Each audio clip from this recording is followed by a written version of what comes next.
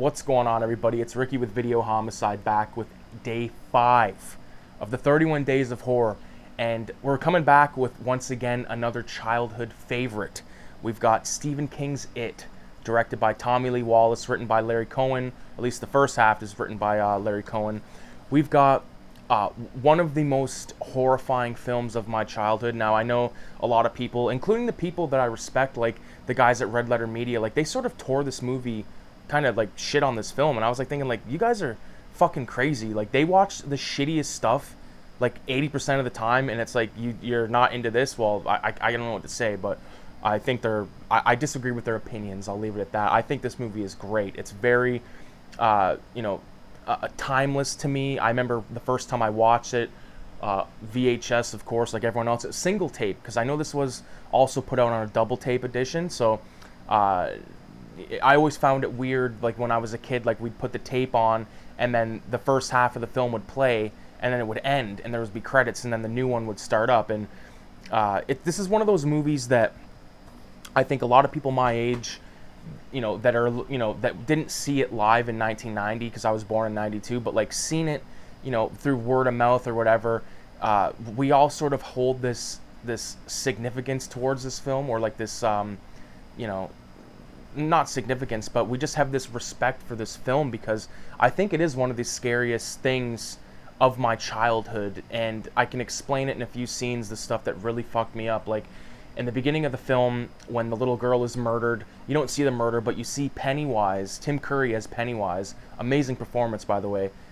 Show-stopping, just great all-around performance.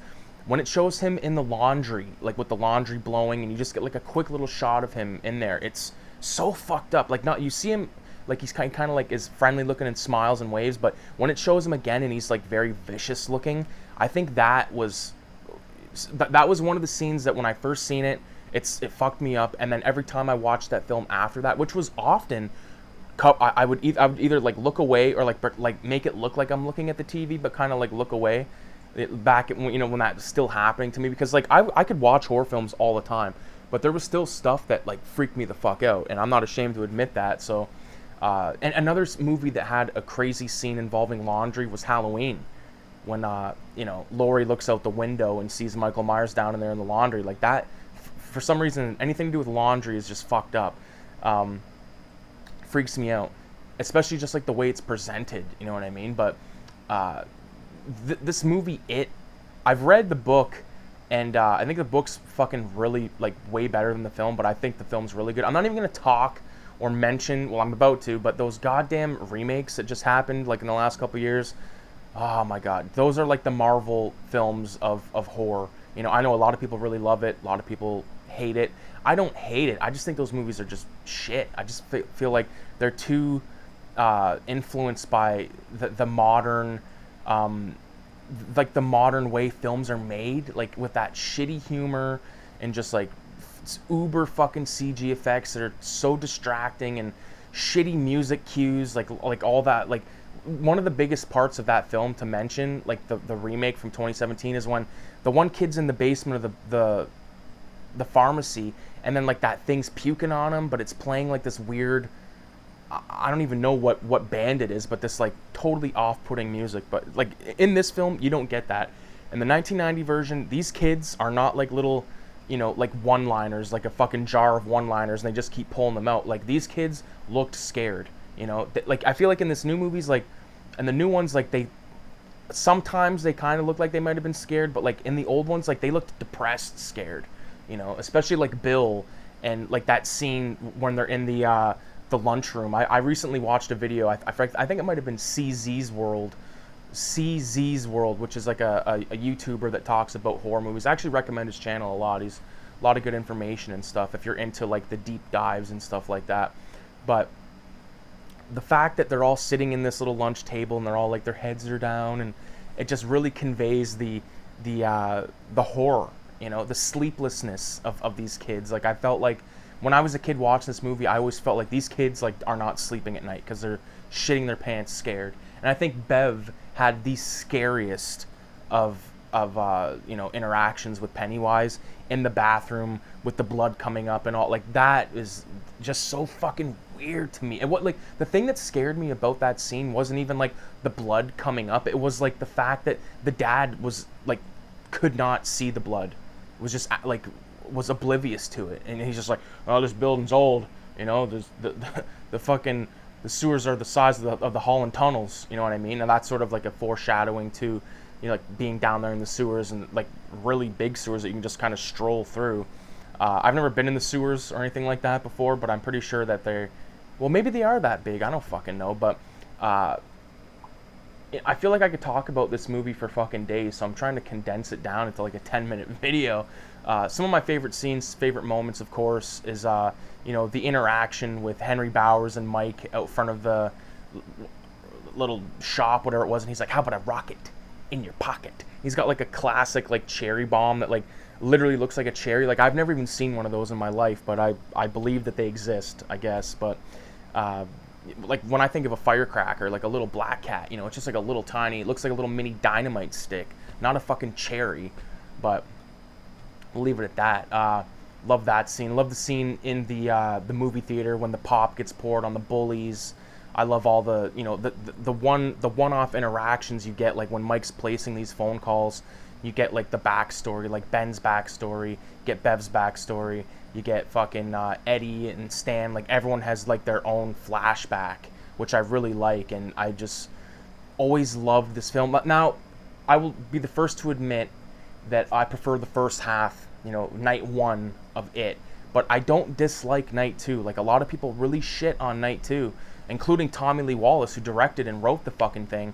But, you know, it just seemed like, if you watch the documentary Pennywise, the story of it, amazing documentary. Like, that documentary is way better than It from 2017 and It from, or It Chapter 2, whatever the fuck it was called. Like, that documentary needs to be watched for fans of this film. Like, do not sleep on it. It's available. There's even parts on YouTube. Someone's cut it up and uploaded it in parts on YouTube, so you can check it out that way.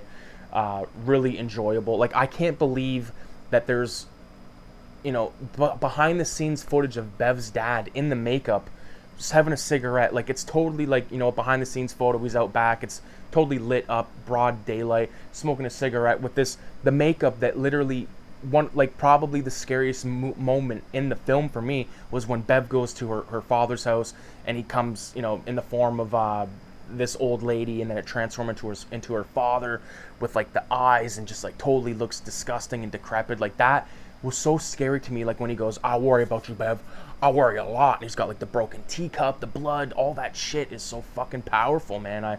I love it. I think that along with the earlier scene, like I mentioned with the laundry, is probably the scariest stuff for me, that affected me the most. I know there's other scary moments in the film, like you know, when Pennywise, even the scene when Pennywise, like, regarding that part with the father and Bev, when Pennywise runs outside after her, and like he like laughs, and then he like backs into the house, into the darkness, and closes the door. That's freaky as fuck. Tim Curry did a great job. Even the scene when the kids are looking in the Mike's like book that he's bought, or not bought, but like his father's scrapbook with all the photos, like all those photos, like, could you imagine like owning like prints of the art? And I love those photos, by the way, like these really old like drawings that are supposedly done in like the 1800s, and there's always like a picture of a clown, there's like a house on fire, you can see it, there's the shot of like the bicentennial, whatever it was, you see it like running in the background all the way up into the front, and, you know, right into the foreground, and reaches out to the kids basically and tells them he's gonna drive them nuts. I'll drive you crazy and then I'll kill you. Like, that is fucked. Like, that's fucked up. I'll drive you crazy and then I'll kill you. You know, like, Jesus Christ. I think that, you know, I kind of compare it with like a Freddy Krueger, except, you know, it doesn't happen when you're sleeping. It like happens constantly. So, you know, another really good part in the film that I always thought was fucked up was when Eddie goes into the shower. You know, he's like forced to shower, and Pennywise comes up out of the ground, man. Like, it just fucked up. Like, that part like made me not shower. We didn't have a shower like that at my high school, by the way. We had like separate shower stalls, but if we had a big fucking shower, I definitely would have never used it, because I would have just been expecting Pennywise to pop out and, you know, fucking rip my wiener off or something. You know what I'm saying? Like, just crazy shit. It's crazy how stuff that happens in movies in certain settings can like mold the way that you think of said setting. You know what I mean? I don't know. I think that it's a really good one. It's a really good horror film that not only scared me as a kid but entertained the fuck out of me.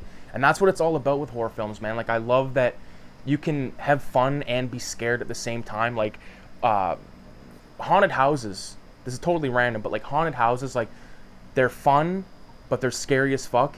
I don't do haunted houses. I've done haunted houses maybe 4 or 5, like ones at Niagara Falls, like Canada. Like, they have like some insane houses. But like, even like the little houses that like people put on in the neighborhood and shit, like, never was into those because I don't like being like shocked, scared. Like, that's why I'm so anti jump scare.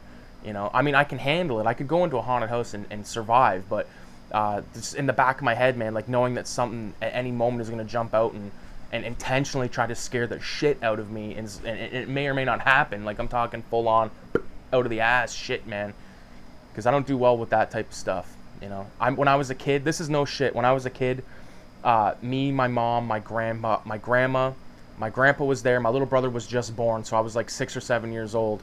And my aunt and my cousin, we went into this haunted house in Niagara Falls, and there was a guy in there screaming he was going to fucking kill us. Like, he was swearing and stuff, and I was so scared. And my grandma was in the back, and there was these two guys that were probably like in like their late teens, early 20s or whatever. And my grandma was like, "Oh, you guys can go ahead." And they're like, "You," and she said that they were so fucking scared too. But they were like, "No, we'll stay in the back," like trying to be like the tough guys or whatever. And I remember, I don't personally remember saying this, but my mom said that I yelled, "My grandpa's gonna beat you guys up," or beat him up or whatever. And oh man, I don't know. Horror is embedded in all of us, man. Like, a lot of us that we're lucky enough to have parents that would let us watch this shit. You know, big shout out to my Aunt Chris, big shout out to my dad, my stepdad Richie, my Uncle Mike, like everyone that was like, you know what, this shit's make believe, it's fun, it's awesome, and we'll leave it at that, man. I don't think there's a better way to grow up than having such a you know, intimate experience watching these homicides on video. How about that? I like that. So we'll leave it at that. I appreciate everybody for watching. Make sure if you've never seen It or Pennywise, the story of It, definitely check that shit out, man, because it is fucking bonkers good. Make sure you leave a 666 in the comments. And with that being said, stay tuned for day 6, the 31 days of horror here at Video Homicide. Adios, sayonara.